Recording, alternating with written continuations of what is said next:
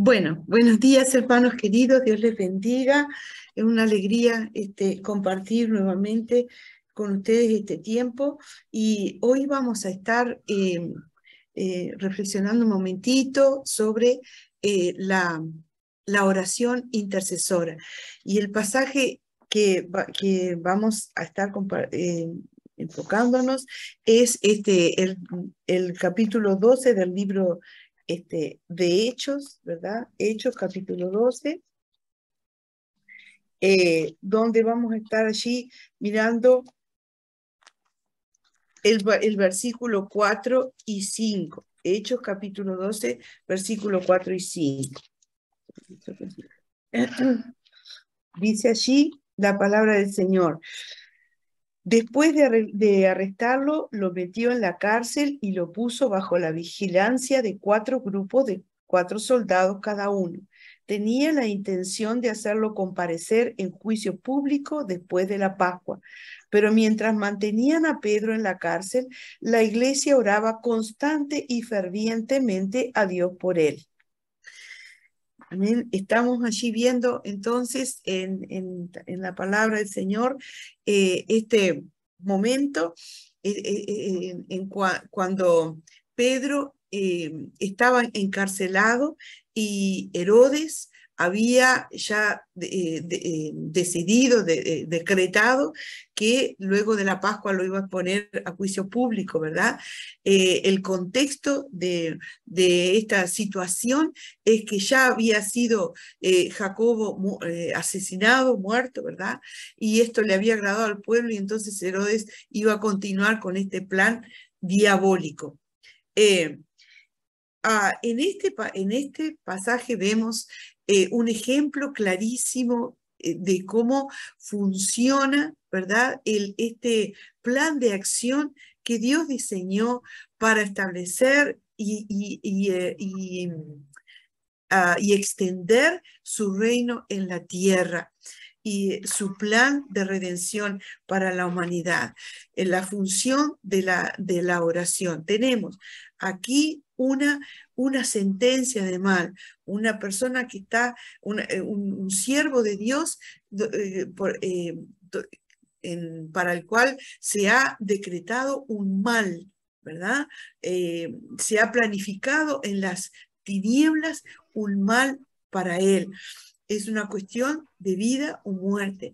Y tenemos entonces la iglesia reunida, ¿verdad? Unida en el mismo sentir, en el mismo espíritu, orando a Dios por Pedro. La iglesia orando a Dios por Pedro. Es la oración de intercesión, intercediendo al Padre.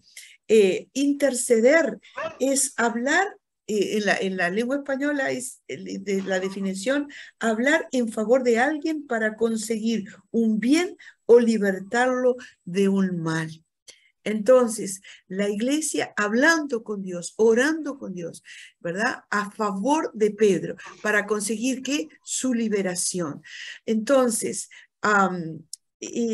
esto es lo que es la oración intercesora, orar por el otro. En Ezequiel 22:30 dice que Dios buscó a quien se pusiera en la brecha para orar a favor del pueblo cuando había un decreto, un juicio de parte de Dios hacia el pueblo. Y la tristeza es que no encontró quien se pusiera en la brecha. O sea que lo que se manifiesta allí en ese versículo es que si hubiera habido alguien en la brecha, el destino del pueblo hubiera sido diferente. La oración intercesora es,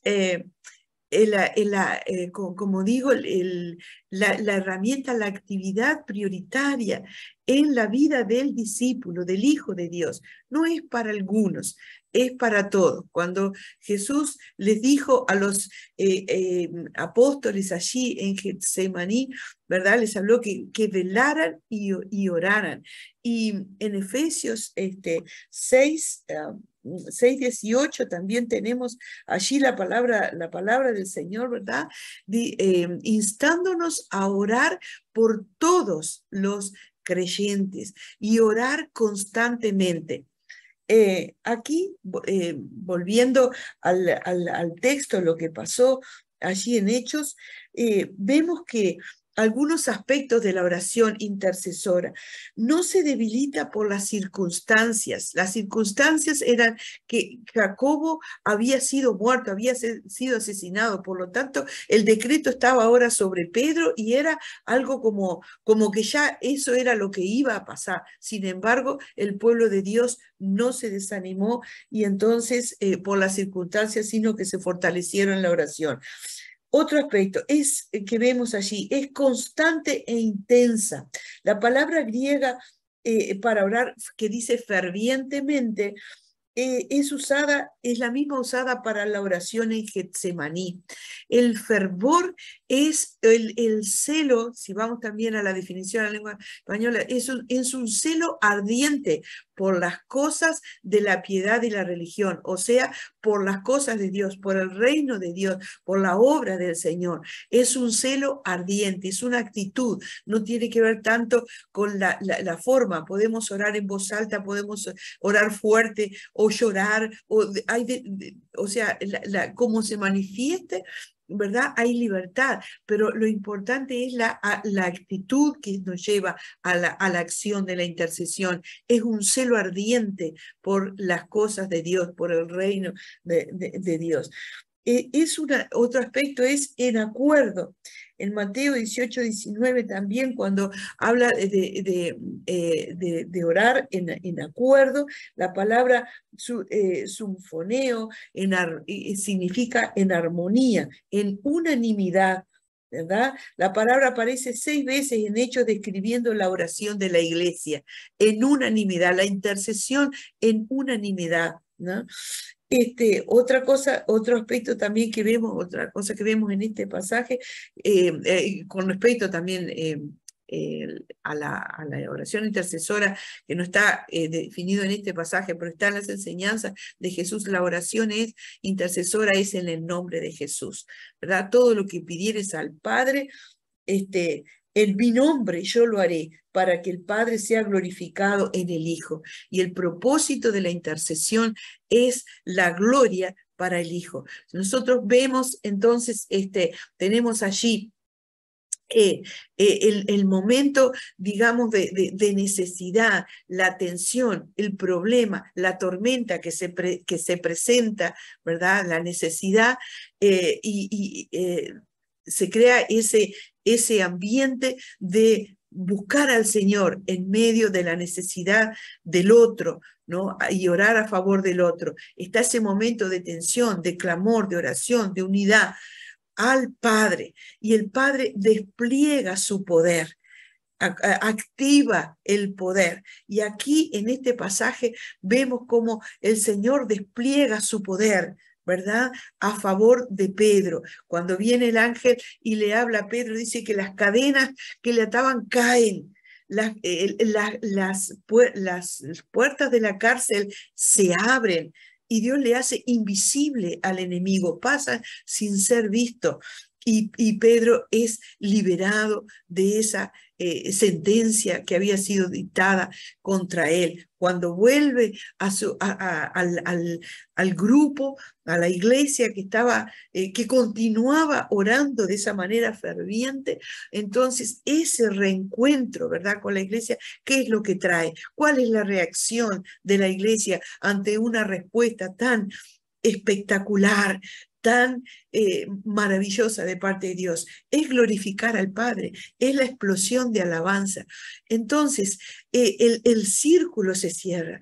Hay una necesidad, la iglesia se pone en oración, en intercesión ferviente y constante. Dios activa su poder, opera en la necesidad, liberando a aquel que está bajo esa opresión, bajo ese ataque espiritual, bajo esa enfermedad o lo que sea la necesidad, y se produce el milagro, la respuesta, y la iglesia entonces glorifica al Padre. Es un plan maravilloso. ¿Podría Dios haber obrado en Pedro sin que la iglesia orara? Dios todo lo puede. Dios todo lo puede, pero Él estableció que así sea, que Él actúa y despliega su poder en respuesta a la oración de la iglesia. Nosotros, que quién es el hombre para que Dios nos haya incluido en este plan maravilloso de acción. Cuando, si vemos en Génesis 27, cuando Abimelech se decretó muerte contra él porque había pecado tomando la esposa de Abraham, eh, Dios le indica que devuelva a la esposa, ¿verdad? Y que el profeta Abraham iba a orar por él para ser liberado de la muerte. ¿Podía Dios haber liberado, que él devolviera a la esposa y ya está, y Dios lo liberara? No, Dios estableció que el profeta orara por él. Es en respuesta a la oración del profeta que Dios opera, ¿verdad? En Job pasa lo mismo. Dios manda a los amigos de Job a que Job ore por ellos, ¿verdad? Para que sean liberados del castigo. Entonces es un plan de acción y Dios nos hace parte de esto.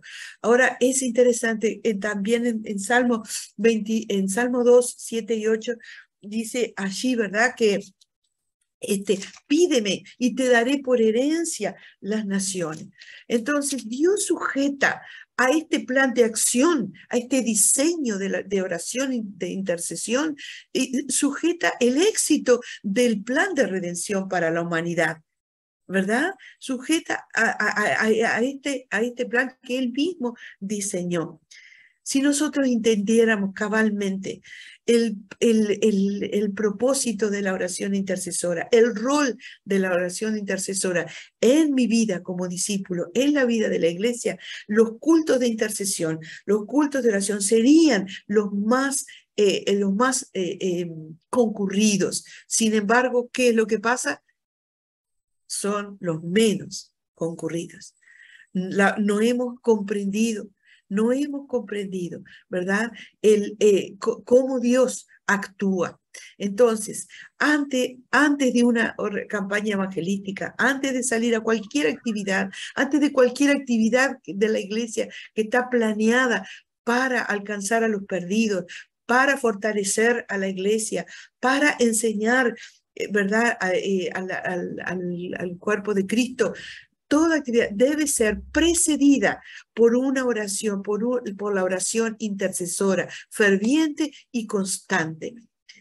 Si nosotros alcanzamos esto, ¿verdad? Y nos estimulamos unos a otros a fortalecer la oración de intercesión en nuestras congregaciones, en nuestra familia, en nuestra vida, las cosas van a cambiar. Deseamos ver el poder de Dios actuando, desplegándose, mostrándose maravillosamente.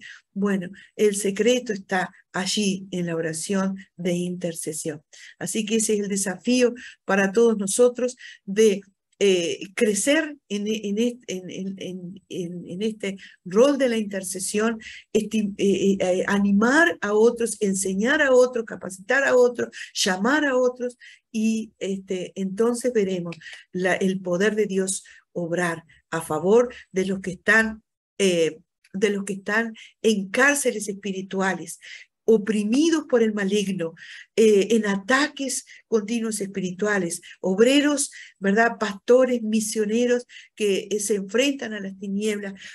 Debemos orar, interceder para que se le abran puertas, para que Dios los proteja, para que Dios los saque a veces de estancamientos, de pozos. Hay tantas cosas por las cuales Dios pone para que nosotros estemos intercediendo constante y fervientemente. Así que en este sentido vamos a estar intercediendo en esta hora por los motivos que tenemos y llevándonos esto de crecer en la intercesión.